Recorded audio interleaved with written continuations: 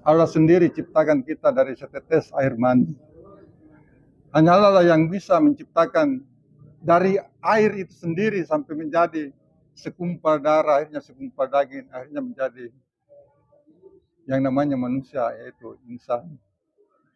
Ketika Allah hendak menciptakan manusia, maka Allah utus malaikat Israel malaikat Jibril untuk menemui 4 makhluk ciptaannya, yaitu tanah, air dan api dan angin.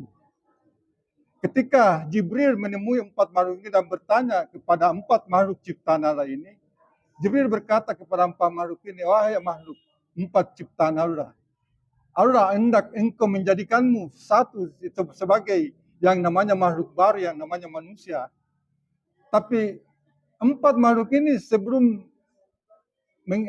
Jibril menghadap kepada Allah, 4 makhluk ini bertanya kepada Jibril, wahai Jibril, sebelum Allah ciptakan saya, makhluk baru yang namanya manusia, saya ingin bertanya, ketika Allah hendak menciptakan saya sebagai manusia, apakah saya masih bersikir, masih bertasbih, masih menyembah, masih menyebut nama Allah? Jibril tidak sanggup menjawab pertanyaan 4 makhluk unsur anasir Allah ini sendiri, yaitu tanah, api, air, dan angin. Maka menghadaplah Jibril kepada Allah bahwa makhluk yang hendak kita ciptakan manusia 4 anasir ini belum bisa menghadap kepadamu, ya Allah. Karena dia mempertanyakan pertanyaan kepada saya dan saya tidak sanggup menjawabnya. Maka diutuslah Israel untuk menemui 4 makhluk ini. Dan diberikan mandat malaikat Israel, apabila makhluk ini tidak menghadap kepada saya, maka lenyapkan dari makhluk ciptaan. Maka turunlah Israel itu menghadap 4 makhluk ini. Tetap pertanyaan itu terhadap Israel, ya Israel, sebelum saya diciptakan jadi manusia, apakah saya masih bertasbih, masih menyembah, masih mengingat kepada Allah Subhanahu wa taala? Kata Israel, saya tidak sanggup menjawab pertanyaanmu, wahai 4 unsur anasir Allah yang Allah ciptakan. Tapi apabila engkau tidak ingin menghadap kepada Allah Subhanahu wa taala, saya diberi kuasa untuk menghapus dari makhluk Allah yang Allah ciptakan. Maka menghadaplah 4 makhluk yang Allah ciptakan ini kepada Allah, yang termasuk unsur air yang kita ceritakan itu. Ketika sampai di hadapan Allah, tetap pertanyaan itu di hadapan Allah Subhanahu wa taala. Ya Allah, ketika engkau menjadikan saya makhluk baru namanya manusia, apakah saya masih menyembah, masih bersikir, masih bertasbih kepadamu, ya Allah? Allah bertanya, wahai api, bagaimana bentuk penyembahanmu terhadapku? Kata api, saya berdiri, ya Allah. Ini masuk di bab tasawuf tadi. Ya Allah, saya menyembah, saya berdiri kepadamu, ya Allah. Wahai angin, bagaimana bentuk penyembahanmu kepadamu, ya Allah? Saya ruku, ya Allah. Terus air ditanya, bagaimana bentuk penyembahanmu kepadaku, ya Allah? Saya sujud, ya Allah. Dan tanah akhirnya duduk. Itulah fungsi 4 anasir tanah yang ada di dalam tubuh ini kita ketika Allah menjadikan kita makhluk yang namanya manusia. Jadi salah satu unsur yang ada dalam tubuh kita air, yang jadi air. Jadi 4 unsur ini berperan penting di dalam kehidupan manusia, kehidupan kita sebagai manusia, karena unsur itu ada di dalam diri kita dan semua bertasbih kepada Allah Subhanahu wa taala, menyembah kepada Allah Subhanahu wa taala. Itu yang saya bawakan. Tapi saya menanggapi tadi pertanyaan Pak Iqbal, katakan bahwa hujan itu turun, padahal kan hujan di dalam Al-Quran, Allah turunkan hujan sebagai rahmat agar pepohonan-pepohonan tumbuh, agar subur tanaman untuk manusia itu sendiri. Tadi Pak Iqbal katakan, kenapa ada banjir, kenapa ada bencana? Ya ada bencana karena ulah manusianya sendiri. Bukan hujannya yang membuat bencana itu, tapi manusianya yang membuat bencana. Dari tadinya seharusnya tempat air, tapi dijadikan tempat untuk menghuni suatu perumahan, akhirnya tempat itu jadi banjir. Pohon-pohon digunduli, hutan-hutan digunduli, yang tadinya ada serap airnya yang karena udah manusia sendiri itu kan rusak. Terus tadi masalah yang kedua, sebenarnya terbersih saja sedikit di dalam diri kita bahwa airlah yang menyembuhkan, airlah yang menghilangkan haus kita, maka itu akidah kita sudah lari dari keyakinan kita. Air adalah sebab, tapi sesungguhnya yang menyembuhkan ialah Allah Subhanahu wa taala. Jadi asbab ya, asbab utama ada kan Allah. La haula wala quwata illa billah. Jadi kita yakini bahwa kita baca ini kan kalam Allah juga, dan atas izin Allah terjadi. Ini kan ada ceritanya tentang Nabi Musa. Dia pernah sakit perut. Terus Allah kan dia berbicara langsung dengan Allah. Disuruh ambil daun. Ada daun itu jenis mungkin daun jambu atau apa sejenisnya itu. Dia makan, sembuh. Sembuh dia. Berikutnya dia sakit perut lagi. Dia langsung lari pergi jambu apa mungkin daun sejenis jambu atau daun apalah di sana. Dia makan. Tidak sembuh-sembuh. Ditegur nih. Karena kau lupa yang menyembuhkan. Jadi tanya sebab. Jadi memang harus kembali kepada Allah. Dan jambu ya. Memang kadang-kadang orang terlalu agung ke ayat kursi. Lupa yang punya ayat kursi. Nah, mengenai itu tadi itu ada 4 unsur memang. Unsur api itu berdiri makanya dia tegak kita salat itu. Api. Ya, sifat api itu. Kemudian sifat angin itu dinamis. Angin tidak akan dirasakan kalau bukan dia yang bergerak atau kita yang bergerak. Makanya dia dinamis. Itulah unsur udara. Kemudian mim itulah selalu sujud. Otak kita itu modelnya sujud itu. Dan sujud itu luar biasa dari segi kesehatan. Karena hanya di saat sujudlah itu darah itu sampai ke otak itu. Jadi dianjurkan kita berlama-lama kalau sujud. Kemudian mim itulah waktu kita duduk da itu adalah pakai modelnya kayak sepatu. Itulah karya rekod di atas bumi. Itulah Ahmad. Alif ha mim dal. Itu nama kecilnya Rasulullah.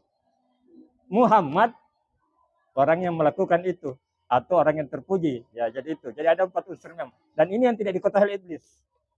Makanya dia sombong. Laktu minnar. Laktu mintin wah laktu minnar.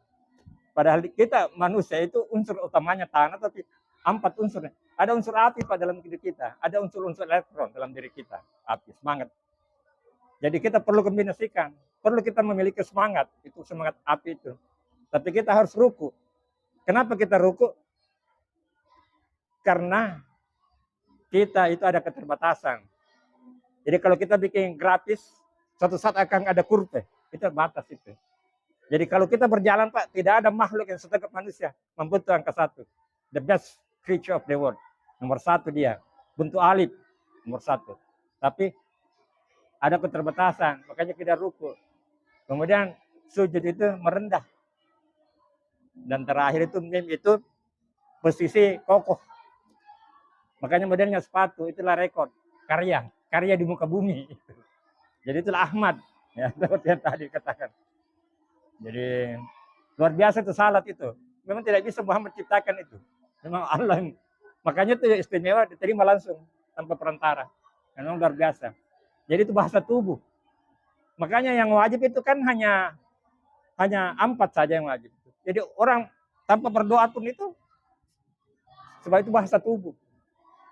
Jadi bahasa salat itu adalah bahasa tubuh dan bahasa rohani. Betul. Tanpa baca itu sah salatnya. Kalau 4 itu. Yang wajib itu kan Fatihah. Kemudian yang kedua itu syahadat. Syahadat itu. Ya. Yang pertama takbir. Yang kedua Fatihah. Utamanya iyyaka na'budu wa iyyaka nasta'in. Yang ketiga itu syahadat. Yang keempat itu salam. Tapi salamnya itu hanya kanan saja yang wajib. Kiri itu sunnah. Karena ini bumi bundar. Sampai untuk diperkuat dibalas lagi. Jadi getaran itu saya bicara ini sampai di Amerika. Tapi lemah, makanya ada HP itu bukti. Kalau ada HP diperkuat, kedengaran. Jadi apapun yang kita bicarakan ini semua tersimpan, itu terekam. Ini Pak menyimpan ini.